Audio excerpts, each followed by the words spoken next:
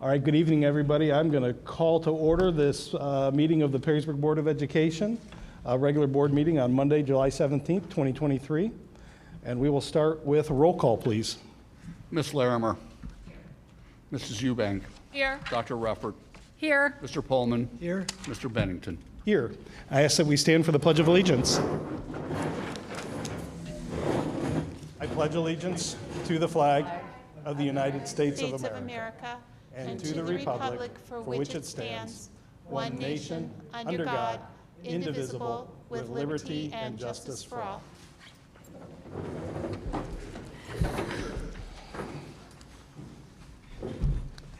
All right, next item on the agenda, as is customary, we will start with our safety briefing. Perrysburg Schools welcomes you to the Commodore Building, and we thank you for attending tonight's Board of Education meeting. We care about the safety of our staff, students, families, and guests. Please note that there are exits on both east and west sides of the cafeteria. In case of an emergency, an AED is located just outside the cafeteria doors. You're located at 140 East Indiana Avenue. Thank you for joining us tonight and supporting Perrysburg Schools. All right, next item is to adopt the proposed agenda. Are there any modifications to the agenda? Do we need to modify the exec session? I was going to mention that, yes, we will not be having an executive session, so we can strike item 16 from the agenda.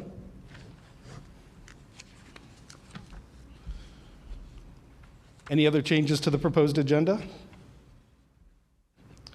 All right, I will take a motion to accept the agenda.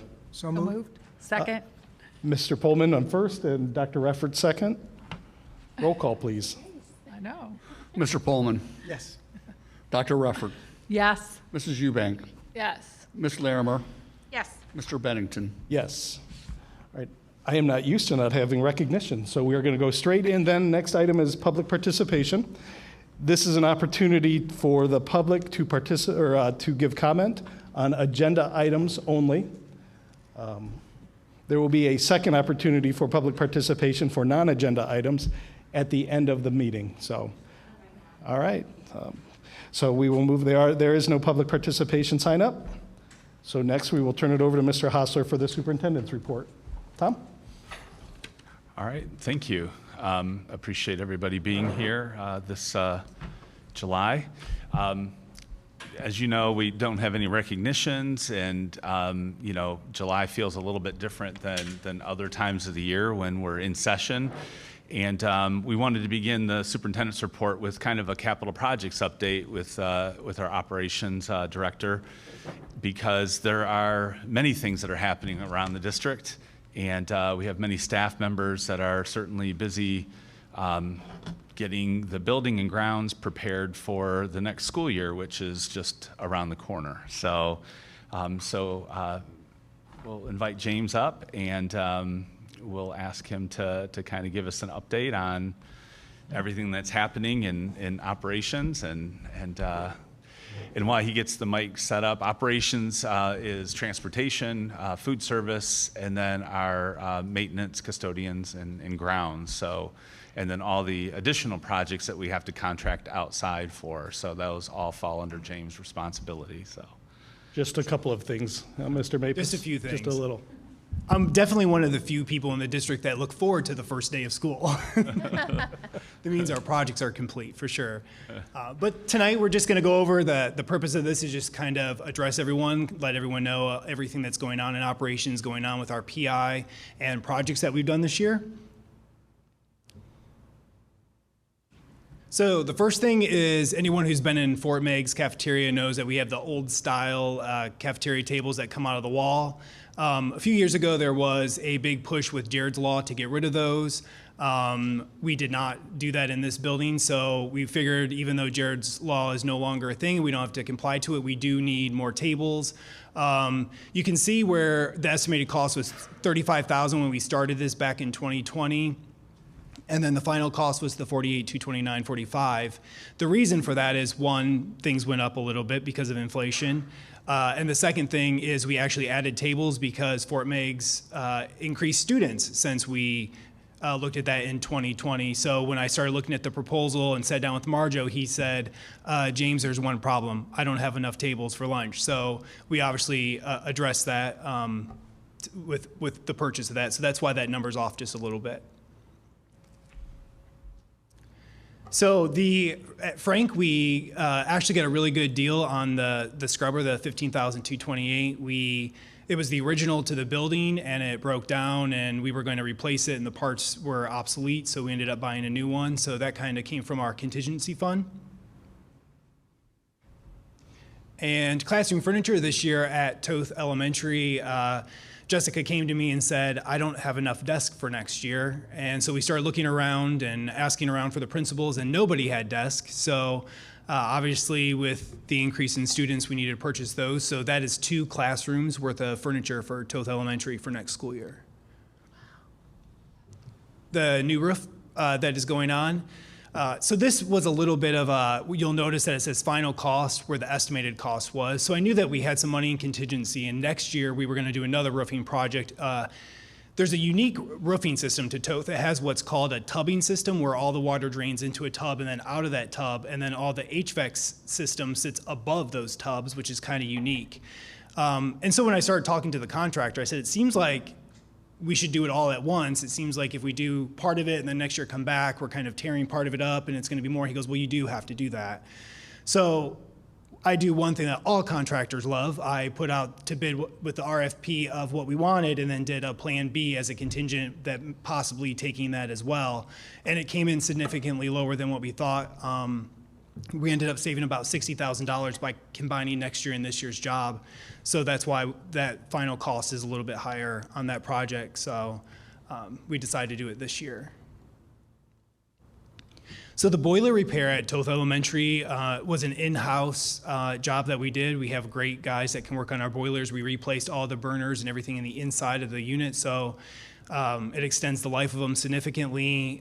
Downey came out and let us know, like, here's the parts, here's what you need to do, worked with us on the project to save some money on it. So those boilers should be good to go until we renovate or do something with that building in the future. Same thing at Woodland. We did a boiler replacement, replaced all the essential guts of the boiler. So as you see, $8,070 for that.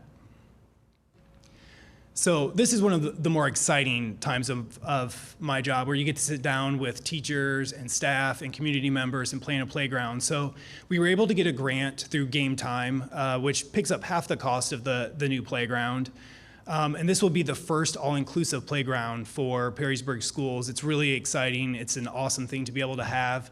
And actually, according to our salesperson at Game Time, they've only put these in at 7 different schools in the state of Ohio. So she's like, I actually don't know how many they are, but I know through Game Time, which is a huge company in the state of Ohio with putting in playgrounds. She's like, you guys should really be excited. A lot of people aren't thinking of this. They cut the corners to not put that in. So we're really excited to have that. We'll be one of the first ones in the area to have that on a school location. Cool. See? Question. Trailblazers. Yes. Is that cost half the cost, or is Yes, that? that is our cost of the playground. That's our Yes, cost. yes, that is correct. Yep.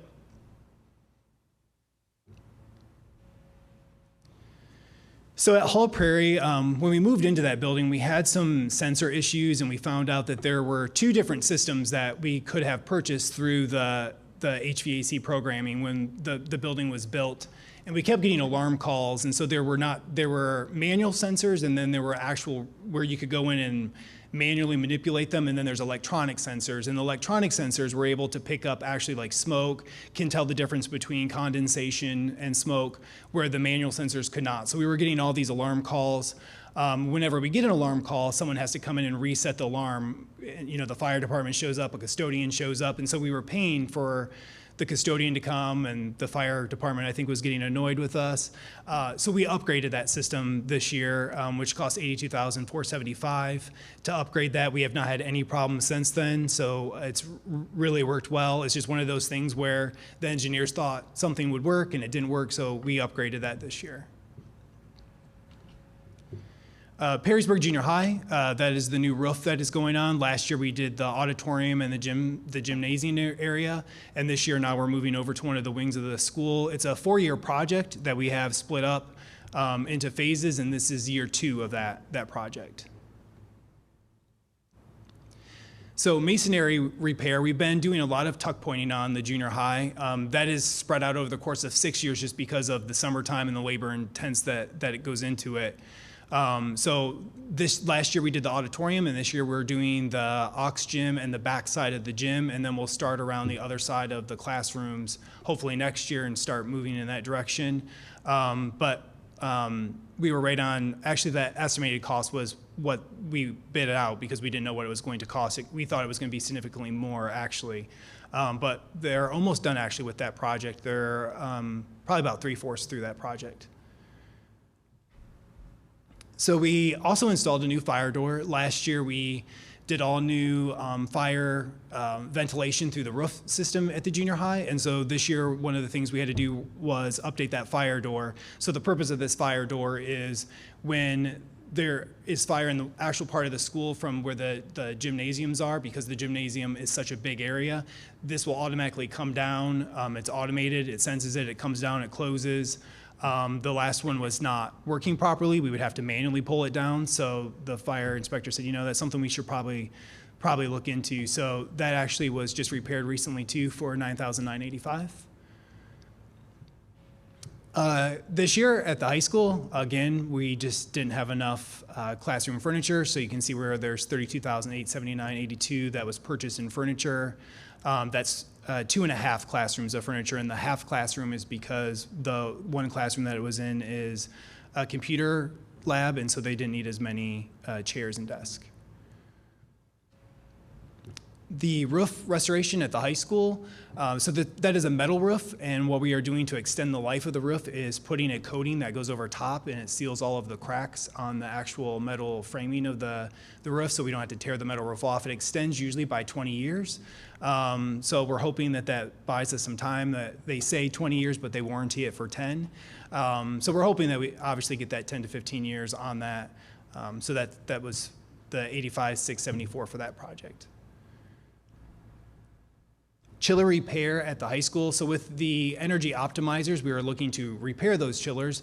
Unfortunately, those chillers are 1.5 years out lag time just before we even receive them. And this year, the second to last week of school, like normal, when you're in the beginning in the 85, 90 degree weather, we had a chiller go out, and it cost us $54,320 to get that back on. But we were able to get that part ordered in right away and get the chiller up and going, but we really didn't have a choice. We had to spend that to get it going. So the rekeying, a lot of people probably are looking at it going, wow, that's a lot of money for $84,144.87 for rekeying. So it was the original keys. In the state of Ohio, school systems typically, they recommend with safety plans every 10 years that you update your key process. Most schools just have like a generic paper form that they keep to track keys. We now have one where keys are signed in and signed back. So we just implemented that so that we are able to keep track of the keys. The reason that cost really is as high as it is, before we had a system, without going into too much detail how the door system works, the teachers would have to exit their classroom, stick their key in, lock their door, walk back into the classroom. So if you'd go into a lockdown and you're told that you're being locked down, you would have to grab your keys, find your keys, walk in the hallway, exit into the hallway, lock your door, walk back in. And we decided that if we're going to update it, this is probably something that we need to do. And that's a common door thing that from the era of when our school districts were built. Now they obviously know that that's not how we should build them, but this is also an era of when they built the schools where you could prop your doors open to let outside air in. So now our new locks actually tell them when they're locked. It has a series of safety measures that the teachers can use from the inside of the door to barricade it, and then people can't access from the outside and they never have to go outside. The other great thing about it too is most teachers now, and we're glad for the feedback, they say, now when I'm in my classroom, I actually can look over and go, my door's not locked. Class just started, I'm going to go over and lock my door. So it's a really great feature to have. So the high school, we recarpeted the band room, orchestra room. That was one of the things that we just did. Luckily, we have a really great partnership with Shaw Carpet, and a lot of times they give us free carpet, or they'll do really great things to reduce working through Lakeside, to have Lakeside install for free, since they're also a taxpayer in the community. So we were able to do that project for $8,363.94, which was just the cost of the carpet. Lakeside installed all of that for free for us. So the microphone update, so funny story about this, actually. So Corey called me and said, James, last night at our last performance, we were getting feedback from the cell phone tower, and so I was looking into this, and he said, I don't know how we're not getting in trouble. Like, really, the FCC could fine us for this, and if the tower companies wanted to come after us for the cell phone, they could start fining us, and he was truly concerned, and he, I think, realized that I wasn't as concerned as maybe I should be. And finally I said, well, we're not going to be fined. And he said, can I ask you how you know that? And I'm like, yeah, we own the cell phone tower property, or the property where the cell phone tower sits, and they are aware of it and know that we're working on it. And so he kind of chuckled, but I'm like, we do need to get it fixed. So that stuff is all in order. It should be in by the end of this month so that it's ready for opening day. So that cost us $52,899.80. So the reason for the change is everything before was analog and now everything is digital. And since everything switched, we were picking up other frequencies from the cell phone towers and other radio communications. So the one day I was in there and they were having a class and Alana Sig was up there talking, you could hear construction workers talking with inside the auditorium. So this should fix that problem. So painting of the football stadium bleachers that just started. We've done a lot to these bleachers and press box in just the last year. So by hand, they bring in a team, they scrape all of it, they repaint all of it. It's an epoxy paint that's supposed to last, it doesn't rust. So that is underway right now. I would not want that job. Those poor guys you can see that guy's like laying on his back trying to paint, but they're doing an excellent job and that should be done and ready for the football season. And we were able to do that for $50,000.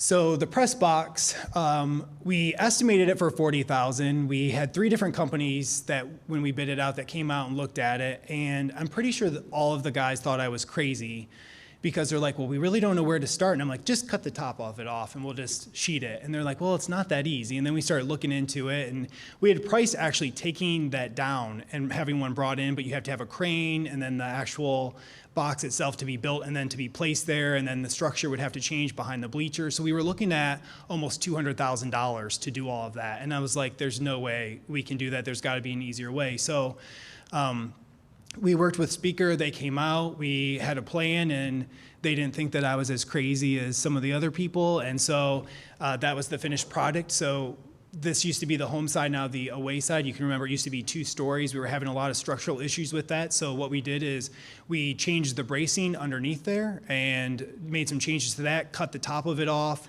revamped the whole inside, put all new electronics in the inside, and it should be a great space for us this coming football season. So the stadium bathrooms actually just started today. We're going to be putting a new roof on that building. We're going to be waterproofing the inside and outside of that building, and that cost us $96,598. Unfortunately, we're not able to add any more because of the plumbing, and with ADA compliance, we can't add any more toilet space to that facility.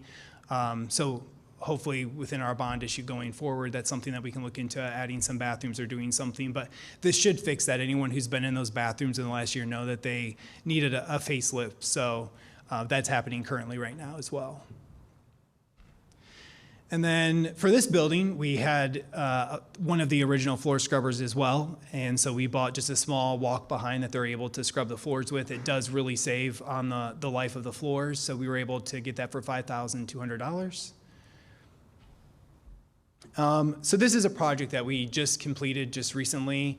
So when you walked over from the other side of the building where the main entrance where you come into this building, you know, it's painted nice, you have nice furniture, you have nice carpet, and then you walk over to HR and the first thing you see is 5 different carpets. It was pieced together by office. The paint was not consistent on all the walls. And so, you know, with talking to Don, we're like, you know, we really want this to be, this is the first impression that most people get to see in our district, and we wanted it to be comparable to across the hall. So yeah, obviously we went through, painted it, added some new carpet, and that was the $15,100 that we had for that. And then we had another boiler repair here. That actually happened in the middle of the winter time here. The heat went out and we had to run the boiler all the time. So you either froze in this building or was extremely hot in this building. There was no in between. So for $12,280, we fixed the boiler. Now going forward with this energy optimizer project, we hope to eventually, over the next 2 years, abandon the boiler system here. We can keep it for a backup if there were to be a problem. But it didn't make sense to us to replace the entire boiler when we don't use the building as it was intended to be used years ago.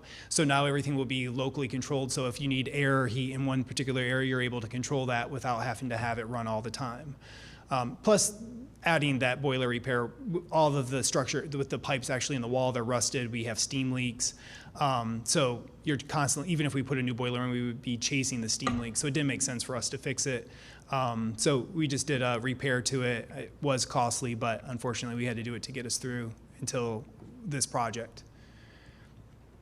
So we purchased 2 new trucks this year. One of them was scheduled, one of them was totaled in an accident, and I'm pretty frugal, and sometimes my staff has to remind me that I have crazy ideas sometimes with being frugal. And so the one truck that was totaled, our insurance company said, we'll offer you $6,000 for it. And I'm like, I seem like I can get more for that. So I called the insurance company. I'm like, actually, I'll take your $6,000, but then I want to buy the truck. And she's like, you want to buy the truck? I'm like, I do.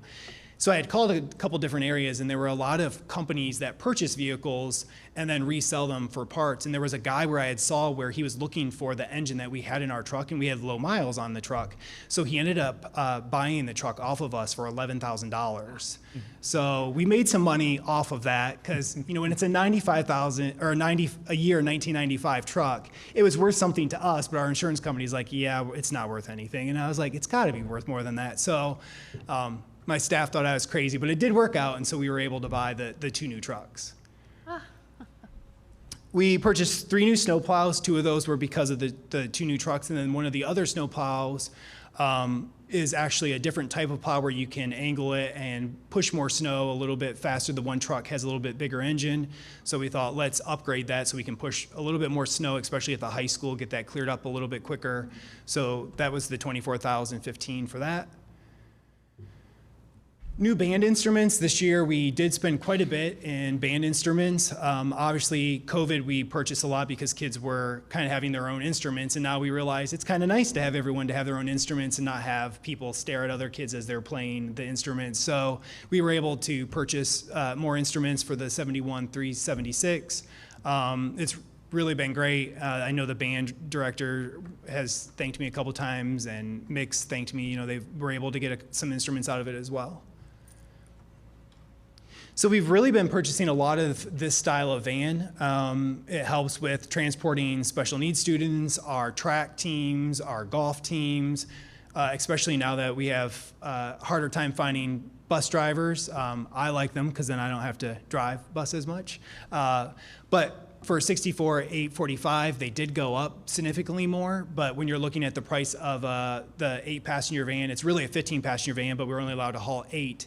So the way that like General Motors and Ford would bid those out, they would typically be around $50,000. So for the extra, we get a little bit more room for this, especially for those kids who go to a special needs school and have to be in a harness. It really makes sense for them to be able to have their own seat and be separated from sitting right next to another student. So this was just district-wide. This is just what we, instead of breaking it out per building, this is just what we spent $123,259.76 for just repairs throughout the whole district on our boilers and HVAC for next year, which seems like a lot, but when you consider the amount of space that we're heating and air conditioning and the age of our facilities, that really isn't bad. It really shows that the companies we've had over the year and our staff have really done a really great job of maintaining those.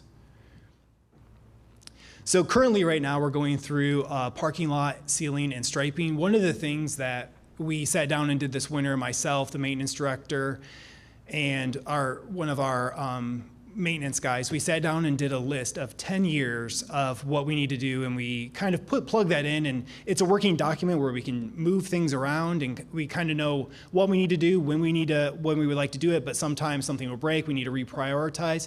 So we kind of have where we have that $1.6 million in this working document where we can plug and play to keep track of all the items that we need. It's a really nice feature. We share it between the maintenance guys, myself, and the maintenance director, so that we're able to keep track of where we're at. And one of the things that we really noticed is that a lot of our parking lots were looking like they needed some help. So this company is coming in. They're going to be doing all of the parking lots except for transportation and maintenance. They'll be cutting some sections out, replacing those sections, and then sealing them this year. And that should be ready to go by the first day of school. And that's it. That's what's going on in operations. Any questions for Mr. Mathis? Just how's that work with the band instruments? We keep them, we buy them, we keep them, and someone else uses them? And the vans and the trucks look so nice the way they're designed with our logo as they drive down the road and what have you. And James, correct me if I'm wrong, most of the band instruments for buying are typically the larger, the sousaphones. And Correct, yes. Yeah, it's the larger instruments. I mean, they're the $10,000, $15,000 ticket instruments for sure. Ones you're not carrying home every day. Yeah, How do they last? they're not going on the bus home. What's their warranty? What's How that? long does one of those last? I don't really know. I am not a musical person. I wish that I was, but I am not. When you say something says, in your presentation, a lot of the items were scheduled repairs, is that tied back to and everything was paid for by the permanent improvement levy, which shows the importance Yes. of that levy. But does that mean that those items were identified back when that levy was put on the ballot? So the good thing is that, yes, a lot of those were. But one of the things that we changed over the course of the years, when Ara Norris was here, it was really hard for her to manage projects. You know, obviously summertime's busy hiring staff and things like that. So a lot of times they would have architect companies come in, write up RFPs and kind of help with that process. That's common in a lot of school districts. I feel like I have enough of the knowledge and background that I feel comfortable doing that. And if I need to ask a question, I ask. So we do all of our own RFPs now. We don't pay anyone to do those. And we also run our own projects. So Jason or I make sure that one of us are here. We're up on the roofs. We're walking them. We're getting to, it helps me because I get to know our buildings better than if I just sit in an office and have a salesman tell me what we need. So we run all our own projects now, so we don't have companies that do that. So we're able to save quite a bit of money. We don't have architecture fees. We don't have all of those things, you know, that used to total sometimes $110,000, $80,000 somewhere in there. So we're running those. So a lot of those extra items that you see on there, we're able to do because we're actually doing the work. Okay. Oh, good point. Great. I Yeah. I had one more question about the high school chillers. Yeah. Is that part of the lease that we took It out? is, yes. Yep. We will be replacing both of those chillers, yes. Okay, but something needed to be done? Yeah, so what happened was there's a condenser that runs the entire chiller, and that condenser died. And we last year knew that it was getting bad, and we had kind of fixed it to get us through, and we thought they would make it through, and of course it did not. But the only alternative was to replace that. The good thing is that same condenser can also be used on the new ones, so we'll just keep it as a spare. Okay. Yeah, I think the point is, and the delivery date on the new chillers is at least 40 weeks. Yes, yeah. So, And then we have install on top of that. Yeah. Yeah. One more question for you. The roof, the junior high school, do you know how much time does it take before they're doing it again? It seems like we do that quite often. So one of the problems with the junior high roof is there's no pitch to the junior high at all. Everything's flat. Most of them are rubber roofs. There are a few over the classroom that are asphalt roofs, and the asphalt roofs we really don't have a problem with other than weeds sometimes growing on them, and we go out and pull them or spray them. It's not a big deal. But the rubber roofs, unfortunately, just with the climate that we have here in Ohio, they really take a beating. So, you know, they tell you that they'll last 15 years, but if you get 10 years out of one without having to significantly patch or replace, you're doing really well. Thank you. You know, I was surprised. I always heard that metal roofs last longer, but not true if you said. So one of the things that was interesting, they've now changed it. So when the high school was built, there's actually, when you lift a tile and you slide it back and you look up, you just see the metal roof. In a lot of the classrooms, there's no space in between. The thinking back then was that it would create an airlock in between there to help cool or heat. We've now seen that the problem with it is it holds the moisture. So a lot of times they'll say, the roof is leaking, I have a leak. Well, you don't really have a leak. It's the moisture that's dripping down into your room. So the sealing kind of helps with that. So with that seal coat, we don't get the condensation. So, but the roof is in excellent shape, so we should be fine that way. I see a lot of schools with them, Yes, so there yeah. must be a benefit to it. But Yeah. I thought they just lasted Yeah, and to your point, like actually with Fort Meigs, that's one of the things that I eventually would like to change is instead of putting another asphalt roof on it, is going to a metal roof because Yeah. it extends the life of the building. Does, Yeah. Yeah. Sorry, I'm not on. Question about the vans. You do not need to have the same kind of bus driver license as you would for a van. That's an excellent point. Yes, you just have to have a van certificate. So as long as you can pass the BMV background check, which just means that you don't have like a DUI, reckless op, or anything like that, you're able to drive one of those vehicles. You just go with our onboard instructor, which is Pam Addy, who trains bus drivers. She's been doing it forever. She's amazing at it. You spend 2 hours with her, and then you become a van driver. And they drive, it's obviously not a school bus. So we're able to get drivers that can work with special needs students. And the great thing about it this year, where it has really helped us in the district, we have some special needs students have been really challenging. And the aides finally just said, you know what? I think it'd be easier if I just go and get my van certificate and haul this kid. This kid's already used to me. And it's been great because they've been able to leave the classroom and actually go right to the van. And it's really, really helped a lot this year. Right, with the bus driver shortage? Yes, That's what yeah. I thought so, but I just wanted to double check. So Yep. that is obviously a way to be able to transport our kids and our sports teams without having to get a CDL. With Yeah. a bus And we own driver. 7 vans in total now. So That's awesome. it's really helped. Thank you. Yeah. Well, thank you very much. You had clearly had a busy summer. Playground equipment's exciting. The rest of it, chillers and roofs and For sure. boilers aren't the things that lead or people really see, but all necessary to keep the buildings going. Glad the school year's starting so you could take a rest, but yet I don't think that works that way for you. So I think that it works that way for me, but it usually doesn't. But that's okay. Doesn't. I tell myself that. time to set bus routes. So Yeah, thank you. you. Thanks. James. Thanks, James. Okay. Next, the superintendent's report. Sure. And I just wanted to point out that by purchasing the new snow plows, that ensures that we will not be having any snow days. So Yeah, there you That go. works. the way it usually works out. So so we wanted to go through for the superintendent's report, kind of an update of sorts. So as the school year wraps up, there's many things that happen at the end of the year and even into the early part of the summer where students are being recognized and in competitions. We didn't have any board recognitions today, but we wanted to take a moment to just highlight some of our students' success. So this, we had the AIA High School Design Competition, and the architect sponsored this annual competition. They set up some parameters for our students in terms of designing three-dimensional representation, and they chose the East Toledo Family Center, and you can see that our students won first place in the material innovation competition and also second place. And also was first place winner. Olivia was also the first place winner. Olivia Wessner, first place winner for the sophomore competition. And certainly there's great things happening there, and students really invest a significant amount of time for that competition, over close to 100 hours to prepare for this. So this is great hands-on work. Power the Pen is an organization, the junior high a club activity that I know the board has seen before, but at the end of the year they did wrap up their season, and over 500 students, 7th and 8th grade, competed at the state level at Ashland, and we had a number of junior high students who participated and qualified for states, and also placed there for the Platinum Pen Award. We changed, as we shared earlier with the board at the beginning of the year, we changed our prescription drug provider for medical expenses here, and with that we've seen an 11% reduction over the last year with this change, so we're very excited about what we've been able to accomplish there.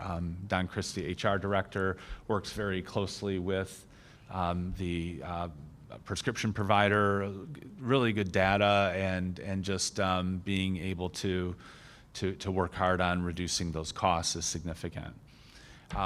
We had a social studies teacher at Perrysburg High School traveled to Washington, D.C. June 8th to 13th, attended the Supreme Court Summer Institute for Teachers. Not much happening in the Supreme Court right now, so to have one of our teachers go there and participate, only 60 teachers nationwide were selected, so this is really a big deal for us and our students, and certainly for Dominic. But they talk about civic education. They also learn about the different ways of conveying information, talk about things that are happening in the court. So you can't think of a more exciting time to actually be involved in this and bringing that information back to our students. One of the things that we're really proud of our students is not only their achievement in the classroom or achievement in competition, but also for how they reach out to the community and give back. And after reading a book, making that connection in the classroom, students said, we really want to do something about trying to get, the challenge of water in third world countries. They went out, raised money, did social media posts to generate enough money to fund a well in a third world country, which we're certainly very grateful for what they've done. And again, that's that connection between the classroom and reading and being challenged and looking at the world through a different lens. Just a shout out to our fire division team for giving students a personalized tour and talk about fire safety this past school year. We have a great relationship with our city and township folks who are first responders, and I do know that not only is it a benefit to our students and better understanding these things, and safety is something that we're thinking about, fire safety especially, but also it leads to some different conversations about perhaps careers and other ways, so we're very grateful for that. College Advising Director Lindsay Check was just given the 2023 Ohio Associations of College Admissions Counseling Life Membership Award, and that's for being recognized for their service to the profession and their support of the work in college advising. And we're very grateful for the Board of Education a number of years ago, kind of went out and the high school team made the presentation that, with the number of students that we're serving that go on to college, having somebody in that space would be very beneficial, and I think it's really paid off for our students and exposing them to different careers and college readiness and scholarships and things of that nature. Max and Andy are two students that you've seen here at different board presentations, but just wanted to highlight that since we last heard an update about their endeavors. But Max was advanced to a third place finish in the national finalists in the 24 years of our speech and debate. That's the first time we've had a Perrysburg High School student achieve that kind of success. Andy, who was our valedictorian, also is a 3 times national tournament qualifier, and the last 2 years advanced to the top 60 in the nation. So, he's owned the most. Andy has earned the most points in our chapter's history with 1407.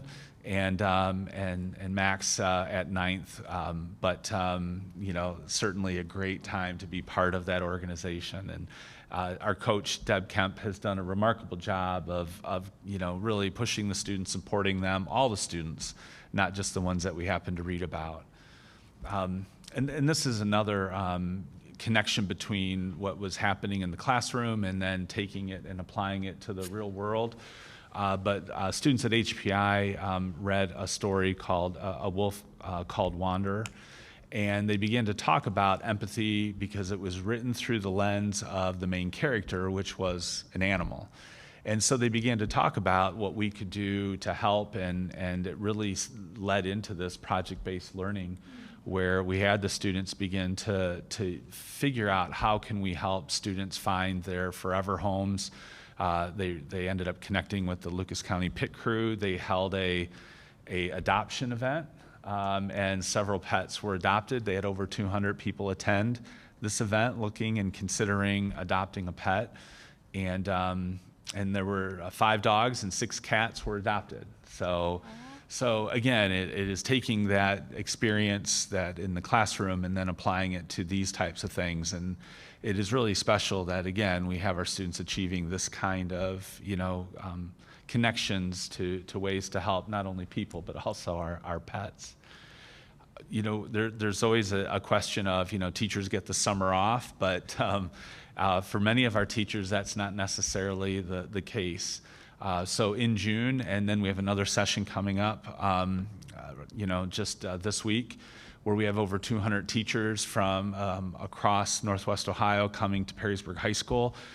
50 of those are our own teachers who are receiving training for behavioral leadership with a noted leader in this field, and it's been very worthwhile. So the feedback was great.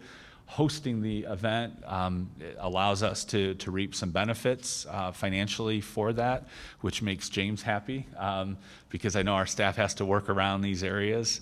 But also to have 50 teachers who are taking, June and July, figuring out how we can make better connections to student. I think it says a lot about the dedication of our staff. So it's a great collaborative.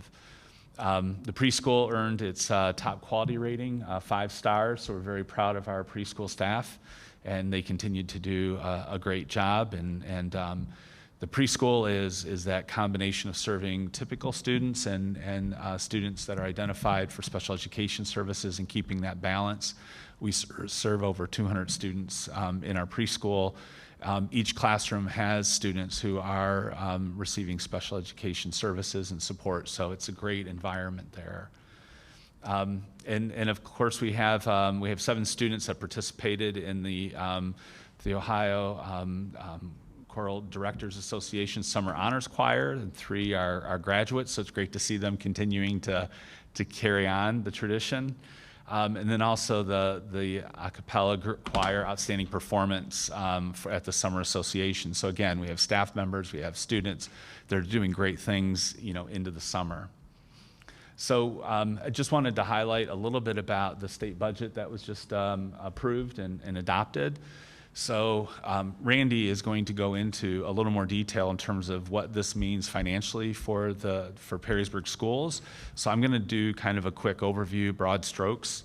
So the Fair School Funding Plan was continued to be funded. It increased funding for public schools in Ohio by $1.5 billion over the next 2 years. That's an 11.7% increase, and I think Perrysburg does well under this model, so we're grateful for that. It updated the input cost to the fiscal year 2022 averages. I know we spent a lot of time talking about how the Senate wanted to keep it at the fiscal year 20, and then that was something that did get changed, so we're very happy about that. And then the minimum share, the floor they call this, so the minimum amount, as districts become wealthier, the state reduces the amount of state money flowing to those districts, and we have a number of school districts across Ohio, I believe the number is right around 60, that were receiving less than the minimum amount that private schools were getting. And so increasing that floor from 5% to 10% raises that. So it was at the auxiliary services and the amount that private schools were getting. This brings those districts much closer to that number, in terms of just that base funding. It maintains guarantees that districts enter into, gives districts a little more time to make adjustments. And then the economically disadvantaged cost study was something that we recommended 2 years ago, and it wasn't funded. And that question is, what does it cost to educate a student who is economically disadvantaged? There's been studies that have been out there that have pointed to the amount of money it takes to really make a difference for students that are living in extreme poverty. And we're grateful that there's now going to be a study to find out an answer to that question for Ohio. So overall, I think it's a win for us and a win for the students in Ohio. So we're grateful for that. We've talked about this, but Senate Bill 1 was kind of folded into the biennium budget where it removes many of the responsibilities that the former Ohio Department of Education had, takes away a lot of the duties of the State Board of Education, and moves it to the Department of Education and Workforce, which will be a cabinet level position and operate underneath the control of the governor. So in the Ohio Constitution, licensure, school district properties, that will remain with the Ohio Department of Education. But what state tests, the cut scores, the different kinds of training and requirements, all the policy pieces of this will now fall under a cabinet level director, and they'll have 2 deputy directors. And they're working on that, 90 days of the bill's effective, which would probably sometime in December they'll roll that out. So in Columbus, I just talked to some of our staff who were working through some issues, and there's kind of a free fall happening in ODE because who's responsible for something in transportation? That's no longer going to reside with the Ohio Department of Education. It's going to move to the Department of Transportation, who's now saying, wait a minute, I don't want that job. why are we involved with this? So there's going to be a challenge with that transitional period of time. Ed Choice vouchers is something that we've talked about. So this biennium budget increased funding for vouchers by $826 million, which is a 76% increase in funding. It provides universal eligibility for vouchers regardless of an individual's income. It increases the maximum voucher from the House proposal to the state for $8,407 for a high school student, and then $6,165 for elementary students, which is a 12% increase in funding. And it talks about the 450% of federal poverty level, so that would be a family of 4, about 135,000 would receive the full amount. Anything above that would be prorated, and then there would be a minimum amount regardless of how high your income is, of $617 or $841. The House put in a requirement to have a growth measure to be developed to determine how well those students who are using the vouchers are doing. Right now, there's no requirement for that. You recall the Senate removed that, and it did get back in. So there will be some type of conversation about, some type of measurement. Right now, there's no, it's not easy to compare. Our state report cards come out, our testing, you can compare districts from across the state. So we're hopeful that maybe that is something that is offered for parents who can make, decisions about where they go. Transportation is the main thing that the highlight is non-compliance penalties. As you know, that we've been short on drivers. The language that had been in the state law was that if you were not able to provide transportation to private schools students for a period of time, you would lose state funding for the district for transportation. It did change that to make it more reasonable, the consequence, than what it was before. So if you're non-compliant for 5 days or 10 cumulative days, you're losing your 25% of your daily transportation payment. And it moves from there. So one of the things that they also are doing, and you heard James talk about the vans, but allow vans to deliver students to private schools. So that's something that we might be able to utilize here. And then they want a pilot program for 2 ESCs about trying to, provide transportation to private schools and community schools, removing it from public schools. So we're anxiously waiting to see how that goes. Literacy, 3rd grade reading guarantee. The 3rd grade reading guarantee, if you didn't pass the state test, you were retained. Now there's an opportunity for families and reading specialists and schools to talk through what is best for the student while that student still receives supports and beyond. Not long following the passage of the bill, the Columbus Dispatch had a quote from Senate President Huffman, who said that the next big issue for him is the capacity issue for school of choice. If there's no place to go for private schools, there's no choice. He's interested in trying to look at a plan to provide state funding to build new school buildings and expand the choice areas in private schools. So as we talk about the need in our district to expand to accommodate students that are here now, we'll obviously be looking at this very closely and very concerned about that. Because, as money goes outside the district, it means less that we have to spend on our own public school buildings. Speaking of that, just at our last month's board meeting, the board voted to place an issue on the ballot. So we'll begin to communicate to the community about that and just kind of an overview of what that was. We have 2 pressure points that we're experiencing right now, and the board felt that and said, let's bring in community members to review what we can do to address these pressure points that we're experiencing. And their response was a new elementary school, to expand the high school, that in growth, those are the 2 areas that we have the greatest amount of pressure. We're using portables, and you heard in the presentation how we're buying classroom furniture at the elementary level and also at the high school level. We also know that we want to add to 3 of our existing elementaries and take on some of the projects. You've heard how we've had to spread projects over multiple years. As we look at the future, we want to make sure that we're securing those buildings, not just for the next few years, but into 2040 and beyond. And you can see transportation, Steinecker Stadium with restrooms, expanding transportation so that we have the ability to build out into the future. The committee came back and really focused on whatever our answer is. We want to get out to 2040, and we want to do it without relying on portable classrooms. When we did the classroom visits, where we did the field trip with the committee, they said to help us understand, we have been very active in securing and fortifying our buildings, but yet I'm just walking off a bus right up to a portable classroom door. And that was something that really bothered them, and I think really drove their recommendation. And you heard that from the folks themselves. They were in 100% agreement when they came out and made the presentation.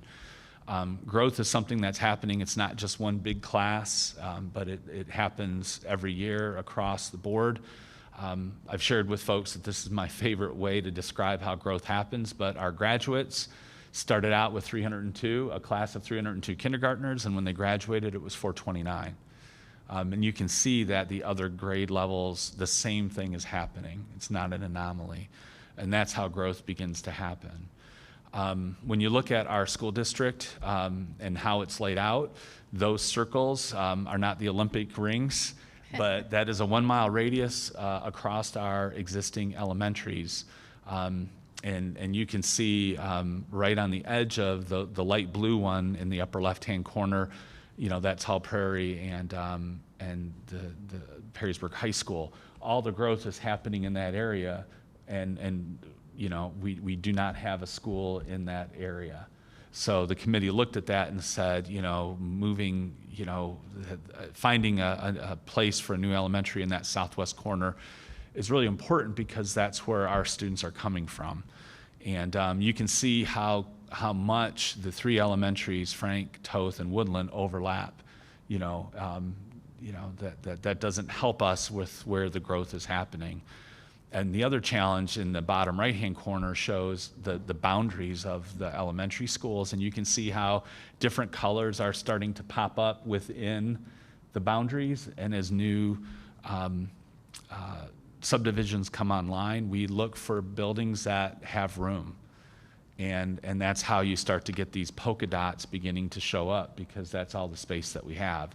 So the committee was very concerned about that. This is a detailed breakdown of where those dollars are going to be spent and how they're going to be spent. When you look at this, there are wants and needs. This is a needs-based bond issue. I want to repeat that. There are wants and needs, and this is a needs-based bond issue. There isn't any frill here. We're talking about a new elementary building. We're talking about expanding classrooms in our elementaries and at the high school. Those are needs, and that is what's driving what we're asking the voters to approve. So the financial piece of that is the financing, $140 million. It's 5.95 mils. The length of the bond issue is 36 years. For a $250,000 home, that's $43.39 a month.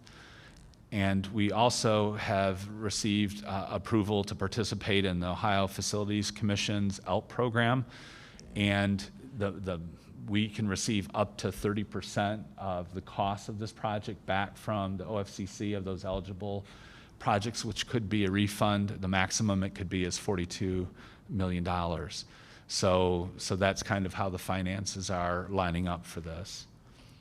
In 2018, the board, as part of a strategic plan exercise, did an estimate of the deferred maintenance and the costs at that time.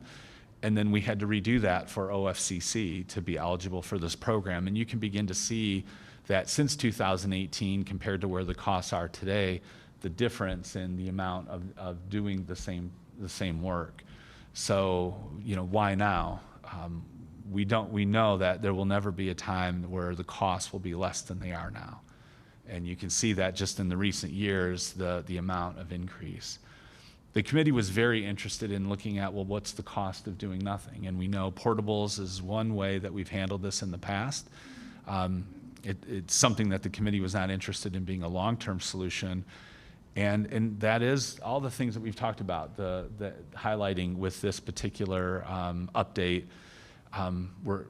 We don't have a line item for portables. So as we answer these things, questions of where do we house students, we're pulling money from other sources that go towards some of the programming and staffing that we have here. The other thing that some districts do is they begin to look at sending students in shifts, and that's never been an answer for Perrysburg as well. One thing we want to be clear is we can't turn students away. It's not an option for us. We're not an open enrollment district. And it is something that makes it, something that we're excited about, serving the students in this community. But we can't turn students away. We can't say we're full. And unlike, charter schools or private schools that have that ability, we don't, and we have to make it work. The ages of the building that we're dealing with today, you can see here that, 70 years, 66 years, 59 years. The committee looked at 2040, and when you look at the ages of those buildings in 2040, even HPI will be 23 years old. And you think about that's the age of our high school, and we just heard some of the updates that we're doing to our new high school. That's over 20 years old now. This plan really considers securing our buildings, not only for the short term, but also for the long term as well. And finally, we've put up some information on the website and have ability to respond to questions, as they come up. So, just wanted to kind of give an overview of where we are and some of those questions that we're getting. And between now and November, we'll spend a little bit of time at each board meeting answering questions that folks might have and presenting, focusing on different specific pieces of the bond issue as we get closer to help provide background information. So certainly glad to open it up to any questions. Questions or comments for Mr. Osler on the superintendent's report? Dr. Reffert? I just have a question because I'm looking quickly. So if I'm looking at the website, where would I find that under facilities? Is there a tab? Is it under? There is. If you, I don't have the website open, Okay. but it's either, we might have moved it, but it was on the main landing page. I think it Okay. was off to the left-hand side, but So it we should can, be easy to find. yeah, Okay. we can make sure that's highlighted, so if it's not now. Can you clarify for me why the boilers and chillers are still on the list when we approved the what's the word? The loan. Yeah, I get confused with why it's still on there when we approved the loan for the $3 million. Because if at the end, if there's money available, right, these are estimates, and we are doing a lease purchase on those boilers and chillers. But they really should be part of this project, but we can't wait for this project. So we're doing them now on a lease purchase, and then that would essentially pay back the lease purchase immediately. So essentially paying off your car loan earlier. Okay. Okay, that's really what it is, because we just couldn't wait for the bond issue to do that replacement. Okay, so we took out the loan now. if this passes, we get the money paid off. Right. And the bond issue, interest will be significantly less than what our bank interest is. Thank you. All right. Okay, well, I appreciate you making me back up on my statement. There were no recognitions. Seems like there were a lot of recognitions to do, so thanks for highlighting that. The update on what's going on down in Columbus. Probably like the budget is a win, which is nice. There's some other aspects that happened that Columbus got what they wanted, so I will watch with bated breath to see how it all works out. It's like a car or a dog catching a car. What do you do once you? What does he do once he catches it? They've caught it on vouchers and the change in the state school board. Anyway, I'm editorializing. I'll stop. Turn it over to Mr. Drewer. Treasurer's report. I'll keep please. going. You're fine. No, I'm done. So let me. Don't even get me Fairly started short on that. presentation. I want to just hit a few things, talk about just a quick look back at the past fiscal year. We're in the new year, 2 weeks into the new year for me. Like James, actually, I'd taken vacation in September. Summer is not the time to take vacation. There's too much going on. But I'll give you a quick look back, and I want to talk about what Mr. Hostler mentioned, look at some specifics on the impact of what the budget bill was passed, and then got to give you a little update on our credit card program, which is required that I do annually. So we ended the year, so we're 100% through the year. Actually, in May, I revised the forecast to 2 million favorably. We ended actually at 5 billion favorably. And the bottom line is we had some salaries and benefits that just didn't come in as high as my pessimistic self felt it would. So, I'd like to be a lot closer than that, but if I'm going to be off, that's the direction to be off in. So that's good. I want to, Mr. Hostler talked about our new prescription program, our vendor. It doesn't show up directly here in general fund because we have an insurance fund that's separate, but the premiums that fund that insurance fund come out of here. So continuing with that program, hopefully will reduce the increase on premiums for the prescription program down the road. And what that those numbers don't show is some cost avoidances.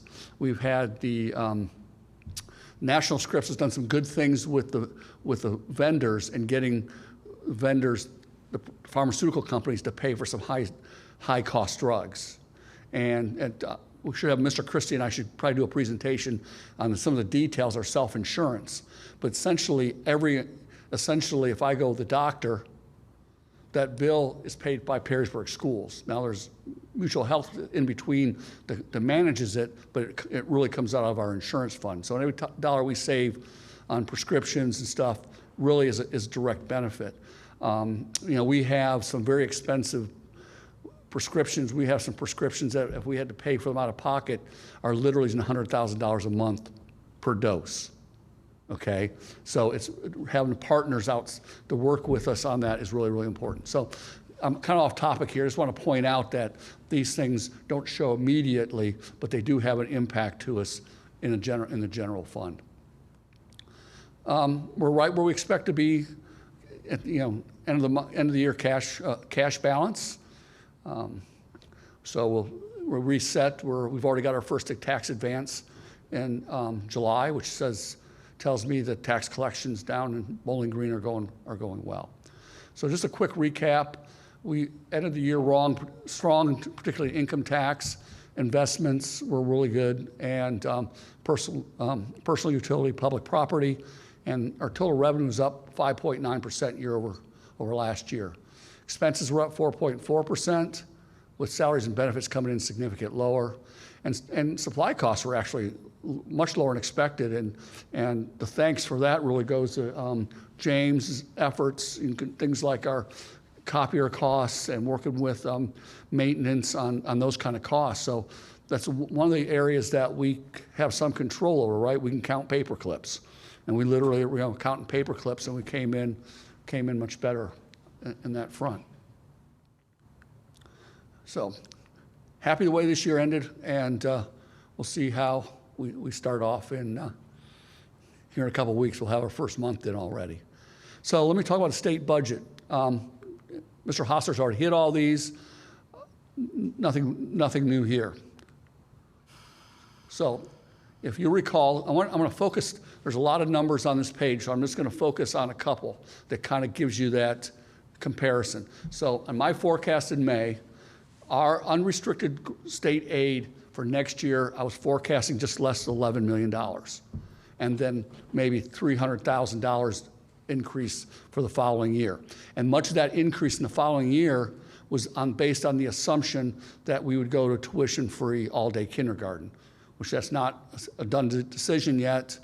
Mr. Hostler, Ms. Price, and I still need to probably work through those details and then come back to the board with a recommendation here this fall, because we need to plan that far out ahead in terms of classroom space, teachers, as well as that process. So much of the increase next year is just due to increased enrollment, right? And look at the lower right-hand corner. This is just kind of a benchmark numbers. 4 years out, it's kind of hard. The crystal ball, we're on biennium budgets. So really 2 years is good. Once you get past 2 years, things could change. And this is working on the assumption that our current fixed sum levy that expires next year is renewed at that same level. So there's no increase. If we renewed at that same level in 2027, we would not be, because we can't operate that way, we'd be $7.6 million in the hole. So keep that about $11 million next year and a negative 7.6 cash balance in 2027. Okay, so taking the same assumptions that were in the forecast, except I updated it to 2022 base costs. That's really the major change here, and that those base costs would be updated again in 2 years. We're at $12.5 million next year in state funding. So $1.7 million increase in our state funding, and slight increase the next year. Again, a lot of that driven by all-day kindergarten tuition free. You're going to ask, well, how come such a small change? Well, because in the next year, what happens? Our valuations will probably go up, so we'll be wealthier, and the inputs still haven't changed. So they're doing the inputs 2 at a time, but we keep getting wealthier from the calculation. So you see that every 2 years, if we continue on this pace, that's kind of baked into the equation. Let's go to the lower right-hand corner. So we got 2022 base costs. Great win. We're really, really happy. The next step is, and then in 2026, we're through the same argument again. And if base costs are increased, changed again like they were this time, you see where we are, the positive $1.8 million. And the reason, of course, is if you look at the top, you see very significant increases in state funding, and that's because our enrollment, we got the full phase-in of the Fair School Funding Plan, which means now in 2026, 83% of it's phased in, and in 2027, 100% of our kids are funded for the first time in how many years, okay? So these changes there's the bottom line. We go from being 7.6 million in negative to 1.8. Now, I would not be very comfortable being there, but the point is, do the math with $9.5 million swing because of calculations in the formula and the phase-in. So this is something that I'm guessing 2 years from now, we'll be down in Columbus fighting again for these. But for right now, it's a win, and we're happy with it. Was that added for all-day kindergarten, though? Yes, all-day kindergartens in both. And what year, though? Will you tell me? Next year. So 2024? 2025. Okay. Oh, 2025. Yeah. Okay, Yep, yes.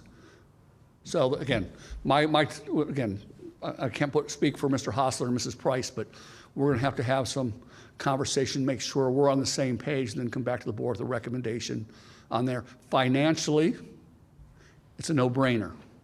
Educationally, it's probably a no-brainer. Now the question is, practically, do we have the space to house them? And then you still have some, was brought up before, maybe space for half day if parents choose those kind of issues. But it's a great win for Perrysburg. And I'd be amiss not to mention, we had some great support in the House to get this done. And I can tell you, July 3rd, it already had happened, but I had sent a note to Representative Gabari. He called me a half hour later, talking to me. He was been a great advocate for us on this, and it's a win for Perrysburg, and he's one of the reasons why. So, and Mr. Hostler too down there, groveling. He didn't grovel. All right. Any questions on that? So we got to maintain it. But a big thank you for the amount of time and effort and work that you both did down there, not only for us, but for every public school in the state that was kind of getting shafted by what was going on down there. So thank you very much. It was a good win, right? And the nice thing is, from my perspective, the fair funding formula with the phase in and update the base cost, we're seeing that it really can work. And the update, it doesn't affect us, but the update to the 10% minimum for districts, we could get in that group, depending on how things, what keeps us out of that is actually, we've got our growth, right? Because the wealth calculation keeps going up, but so is the number of students we have. So that's the key.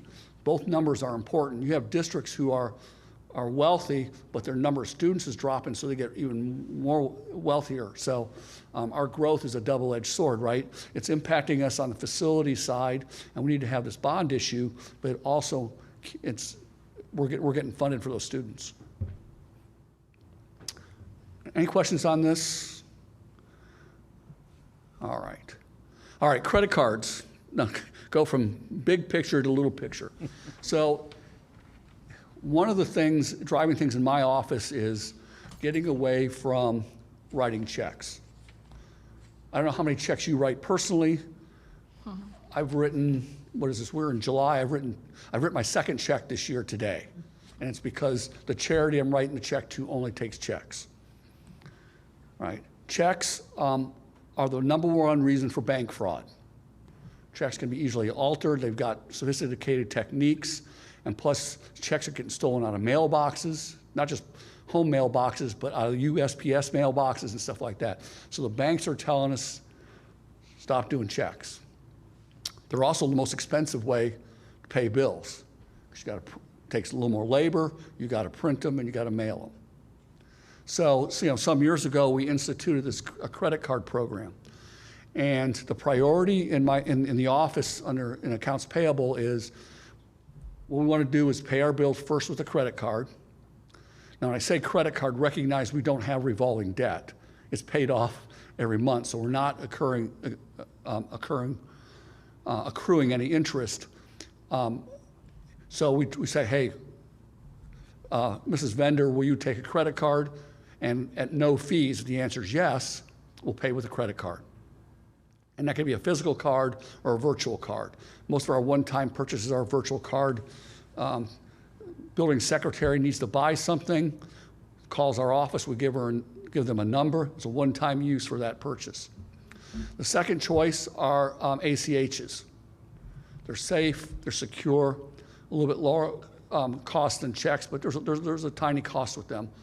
And then finally, we're talking about checks, which are costly and prone. So this past year, we had almost 26,000 transactions come through the office. 13% of them are checks, which is too high. So when we do we call it a check run, but it's really not. When Dana comes in and said, here's the bills I'm going to pay today, and I sign off on it, she tells me how many checks are actually in there. And it's getting fewer and fewer. Now, in the ACH is actually the credit card payments too. They're built in the ACH. So the nice thing is the credit cards, every time we use a credit card, I don't know about you, but I shop and make sure I have the credit card with the best rebate program, right? Personally, we do the same thing at the district.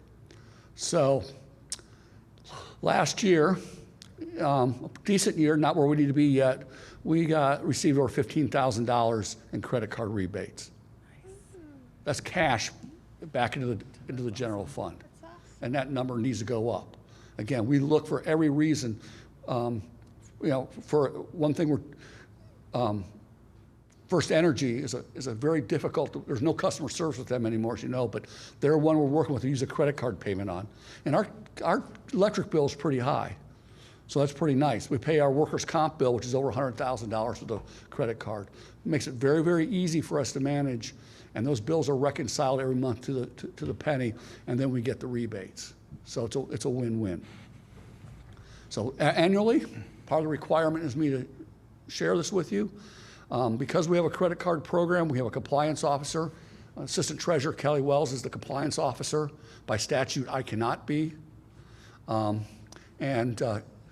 have, I can't remember how many, 30-some physical credit cards?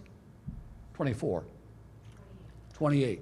They're locked in the safe. There's only a couple, like maintenance has one, because they need one for emergencies. Athletic director has one if he's taking a team to Columbus, that kind of thing. And the rest are locked in a safe. And in order to get one, Kelly makes, if I need a card, I got to sign my life away. And when I'm back the next day, she asks for it. So we manage, and we have virtual card programs. So for one-time purchases, I can get a card number just for that purchase. And someday, if you want the details, I'm sure Kelly would love to go through and share all the details on our compliance. Well, at the Finance Committee meeting too, and Ray and I appreciated that meeting, which went a little bit longer, you kind of putting up with all of our questions about the credit card process and understanding the controls you and Ms. Wells have put in place to make that program as safe as possible. It is, and credit cards, again, they're a risk, right? And, but that the risk is we've got a good control program and we have good people. And frankly, the credit cards, there's 28 of them, and they all have, except for one, I'm not gonna tell you which one that is, they have low caps on them. So no, someone's not getting to Mexico on one of those cards and retiring. And I was convinced I would not want to run afoul of Ms. Wells and her credit card No, program. you do not. Yeah. Last thing, it's not on here, but we're gonna ask you to approve amended temporary appropriations. Our grants are coming in. We're getting them budgeted. Probably next month, I'll be able to ask you for a permanent appropriations on that. There's nothing really major there, so. Any other questions? Questions for Mr. Drewer? Okay, thank you. Would you come back as we prepare to vote on items? Let me go to the agenda item. You got it.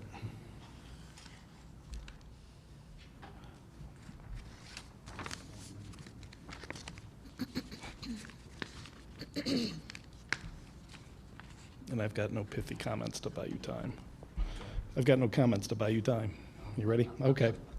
All right. I am looking for a motion under item 5.4 to approve agenda items 5.2 to 5.3 as Mr. Drewer just presented. So moved? Ms. Second. Larimer, Dr. Ruffert. Roll call, please. Ms. Larimer, Yes. Dr. Ruffert, Yes. Mrs. Eubank, Yes. Mr. Pullman, Yes. Mr. Bennington. Yes. Next agenda item, board committees and discussions. Month of July was a little bit lighter. We did have the Finance Committee meeting on Friday, which, Mr. Pullman, I don't know anything else to add from, No, I don't That have meeting? anything else Okay. either. Yeah. and busy month for Mr. Pullman anyway. Ms. Eubank Policy Committee. We went over the, and are recommending the first reading for quite a few policy. It's all here, but a lot of it is, if I'm going to say it right, Neola updates. Minor changes. Let me look and see. Hold on. Got my big stack here. Yeah, a lot of it's updated language with Neola. I know it's a lot of it. We felt comfortable after going over it to put it on the first reading. Ray, was there anything else that, That's about it. It's funny how they can take wordsmithing and change Yeah. every other year, something's changed. But it condenses, it strikes, it improves, and it makes it clearer on our policies, so. yeah. Okay, so this will be a first reading. We will then approve of the actual language at the, where am I, in the August board meeting, correct? Okay. Can I just ask a question, just I'm looking quickly through this, making sure that everything, I know we've talked about it before, but making sure that it's gender neutral? Because before, remember, we had some that said he or she, or, and it's just easier to put they, instead of having to always correct that to make sure we don't miss something. And I think it's in there without looking. I think it's, yeah, Neola. I think updates it's that. Neola, but sometimes they It is. miss some of those, and I just want to make sure that we It have is. that. Because it just makes it easier when you have to fix it, that we don't miss something, just to be consistent across the board. Thank you. And Eric, after we approve this, can we have a bathroom break, please?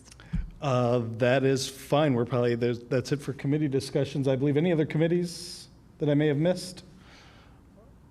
All right, with that, we will take a 5-minute break and resume with the consent agenda. Thank you. Thank you. Through that, I didn't see anything about that.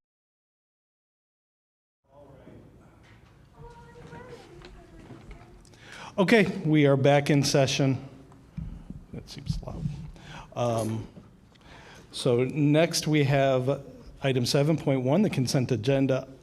It is going to cover items 8 through 12. I am looking for a motion to accept the consent agenda. So moved. Second? Dr. Reffert, Mr. Pullman? Any discussion? I had two questions. One was 11.8. I need clarification on what that exactly is pertaining to. I mean, I understand, but I want to know what the minor change was. So in our collective bargaining agreements, when a employee retires, as soon as they qualify, they typically have accumulated sick leave and other things, which we're going to pay out in severance. Within those contracts, what we do is we pay that, we don't pay that to them directly, we pay into a tax-deferred account. That saves them money. Once it's in that tax-deferred account, the employee can do what they wish with it, but it saves them up front on federal taxes primarily. We did not have that in the exempt staff. So we're adding that in there, so when an exempt person retires, if they have earned any severance, it'll go into a deferred comp plan, and then when they are severed from the district, then they can do what they want with that money. Okay. And then on 11.7, on the salary adjustments, I'd like to get a copy of that report. I was curious if, when looking at the report, was it I'm going to use the word conclusive report, looking at benefits and salaries. I know sometimes when you look at one without looking at the other, that can be a difference in, just what someone's getting paid I'm wondering, was it a whole comprehensive study of benefit salaries? I did not get a chance, I didn't get the report, nor get a chance to look at the report. It's been a while. I don't, because believe back it- in May, I think that was first discussed. Right, I believe it was, the compensation study was part of the personnel, and correct me if I'm wrong, Mr. Pullman, but that was part of that compensation study we started last year, I believe, with EXMI, correct? And it's about market value and market, and that's not, it's just salary. It is just salary, It's yeah. just salary, comparable to other positions, both private and other school districts, if I recall correctly. Routine salary study to make sure that we're, appropriate in our salaries across the board, and it has nothing to do with the benefits, because obviously those are kind of the same in public school districts, but not private, because Yeah, of definitely retirement, not because private. of benefits. But it Yeah. was just a base salary. Yeah, definitely not private. And then my other question about this was, let me think real quick. Is there a way to get a copy of the study? I'd like to see what the study, Sure. Yep. okay? Yep. I think that'd be beneficial when looking at this. I think get your copy of the study, but I think probably there is I don't know, hours and hours and hours of discussion outside of that study, because we took that information and discuss, and because we didn't act on all the recommendations and which ones were priorities, which ones were not. And that study, as Dr. Reffert pointed out, it compared positions based on market, but also based on job description evaluation. So there's an objective piece that's not, it's separate from the person. It's all based on the position. So that we have all that information. Yeah, and we did pull out the recommendations that you see here, and then we did share that with the board in a detail, you know, the rationale behind the recommendations. I know that board members have had a chance to see that. I know there was discussions about this exercise. It was actually initiated last year with Kelly Johnson, and it took that much time where this group came in, looked at job descriptions, how they matched up, and looked at responsibilities that each individual position holds, compared it against other districts, and looked at different labor data points, and then made recommendations based on that. So it was a pretty exhaustive search. It included It included interviews with staff members to see what their responsibilities were. So yeah, it's. Do you recall, were there any positions where we were paying high, and were those then recommended to be comparable in pay? I can speak on behalf of the Personnel Committee. I don't recall anything where anybody was paid high. As a matter of fact, the folks who are here that are listed, we've lost a maintenance director, Right. several people over the last couple of years for that reason. They were not paid the market value. I think that's one of the things I got out of the review the last year was we have to retain these folks and pay them what the other folks in that field are getting comparable positions. And I think the thing that you need to note also, that the ones that are being listed here are not going to get any merit increase for '24. I saw that, So yeah. that, that's I saw that. a good thing, I guess, financially. But for them, I think they're due what was marked down here. I think that's. I don't think we were, if I recall correctly, I don't believe anyone was over market compared to comparable school district sizes and duties. In fact, I believe several were under market. So I think that's where part of the compensation to level the playing field is. And I do recall, we looked at years of experience as part of that compensation study and what they're doing in their position at length. So it was very involved. I think that's a good point, Dr. Rifford. The type of job that they have today compared to the same person in that position 5 years ago is Sure. completely changed Oh, yeah. for many reasons. And so it was a privilege for myself and Dr. Rifford to be on that committee to hear that, have that dialogue. So anyway. And I think the vast majority, we're talking about 4 positions. The vast majority, we were already at market or within a good range, and felt we can maintain that. We did some shuffling, a little bit of shuffling, but didn't impact salaries at all. Yeah, it's, education has been in the past, kind of its own entity in terms of, people go into public education, they stay there. People go into private business, they stay there. And what we're finding in some of the positions that are represented here, there are transferable skills where people can leave education, go to private business, go to other districts where they're targeting. And as I shared to the board, we're seeing changes in education with how other districts are targeting certain positions, and even businesses are going after educators in certain positions, especially those that are transferable. So when you look at, maintenance and operations, we know that across the country, there's a huge need for those leaders in that space. And we were fortunate to pull someone out of healthcare to come into this. And so we know we're always competing against those kind of organizations. Transportation is another area where there is tremendous demand. And then, operations, managing all of that are certainly areas that are there. So, so we have, I don't know, Randy, about 700 employees to go through a review and look at these things to kind of boil it down to these positions where the market is, very volatile, to try to secure, us with staff. I think was, important to the committee and certainly important to, us in making this recommendation. So.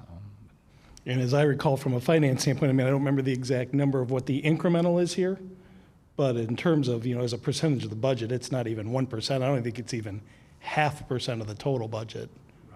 It's a rounding error, not to them, but it's a rounding error to the budget. Oh, yeah, and I think the point is that as Mrs. Eubank probably is pointing out, wages and benefits are our highest cost area, right? And it's worthwhile making sure we're talking about those things. But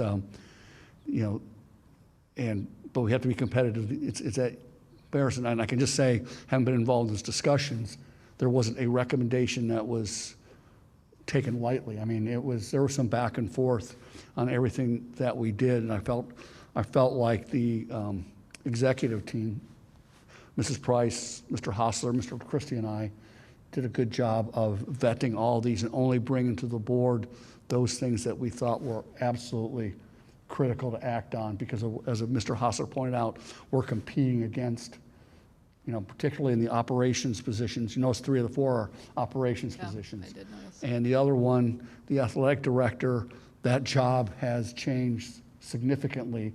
The number of kids we have participating, the number of coaches that position has to evaluate. I mean, they are essentially their own little country. Don't tell Chuck that, but. And I think the other thing it does is there's, I shared with the board, there's been a couple of examples where individuals in certain positions have gone out, interviewed in other districts, and then that district comes back and offers that employee more money to stay. And so by taking time to look at how we compare to other districts, making adjustments, or just having the data to say, this is where we are, it eliminates that pressure to have to react, and then you're negotiating with each individual employee every time that they go. With this way, we have the data, this is where you belong. If you're applying elsewhere and it's a significant increase, this is the range that we have to play with. If you're going outside that range, we wish you well, and it takes that pressure off.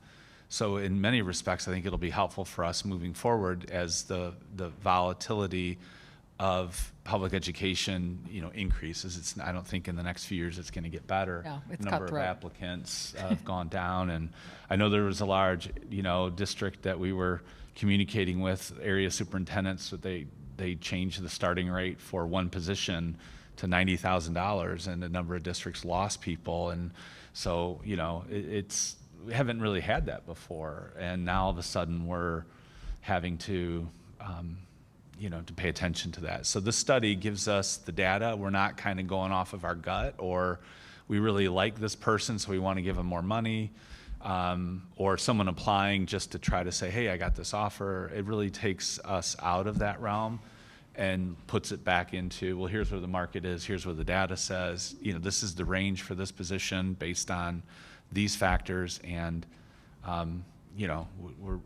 we'll do the best we can, but we're not going to get into this bidding kind of competition. Mm-hmm. So, And I think that's a key point, I think, is that we're not going to chase the market, yeah. right? We've got ranges that are based on data and responsibilities, and it's a great place to work, right? And public education, as Mrs. Eubank pointed out, we've got, versus the private, we do have the benefit, our benefits typically are a little bit, are better, but we can't let the tail wag the dog. So we're trying to get out ahead of it, and these positions put us in that position now.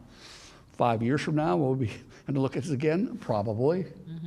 But it's what it is today. And the other, this area is here, but also the board has seen other types of situations. For example, with our our aides, classroom aides. We've seen a significant change and increase. We've done the same exercise. So this isn't just applying to one group of employees, but it's applying to other groups that are becoming hard to fill positions.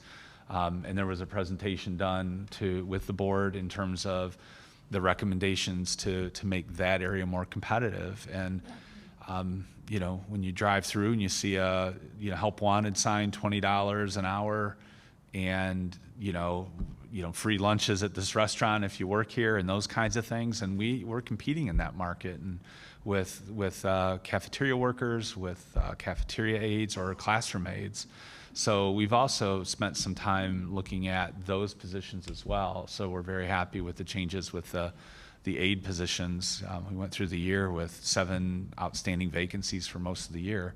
And this year the board, and we're certainly grateful for it, has made some changes with how we're paying those employees as well. So this is really a cross-section of what we're doing, and then we'll be negotiating with teachers at the end of this school year, so I'm sure they'll have suggestions as to what they would like to see happen. So this is part of an overall process to look at our staffing areas of vulnerability and taking steps to address that, or have the data to support the position of why or why not. So. Right, I appreciate that it's about the position and not the person, and that's hard to do when you're talking salaries. So when there was the study done, and we focus on the position and the duties, not who's doing them, then it takes that out of it, and makes it more neutral. Okay, Thank you. I I'm gonna appreciate call the it- discussion and the confirmation on, clarification, excuse me, on this. Thank you. Okay, I'm going to call to the question. Mr. Drew, roll call, please. Dr. Reffert, Yes. Mr. Pullman, Yes, Ms. Larimer, Mrs. Eubank, Yes. Mr. Bennington. Yes, consent agenda passes. Next item, we have a other item for consideration, the employment of a substitute teacher. A motion for item 13. so moved. Mr. Pullman, Dr. Reffert, Actually, I think it was Sue. Miss- Sue and Mr. okay, Pullman. thank you. Sorry, Ms. Larimer and Ms. Mr. Larimer. Pullman. Pullman and Larimer. Roll call, please. Mr. Pullman, Yes, Ms. Larimer, Mrs. Eubank, Yes. Dr. Reffert. Yes. Abstain. Okay. Thank you. I'm sure somebody will tell her by the end of the evening. But you did vote for her. you didn't vote for it, yeah. All right, thank you. That takes us into item 14, board discussion. Any new discussion for the sake of the board?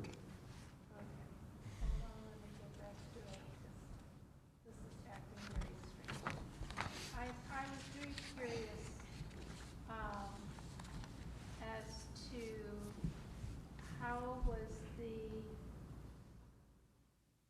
no, okay, give me a second, I'll find it again. There it is. How was the legislature? Ms. Larimer, can you turn your mic on, please? Oh, it's not on? Oh, my apologies. I did turn it off during break. Sorry.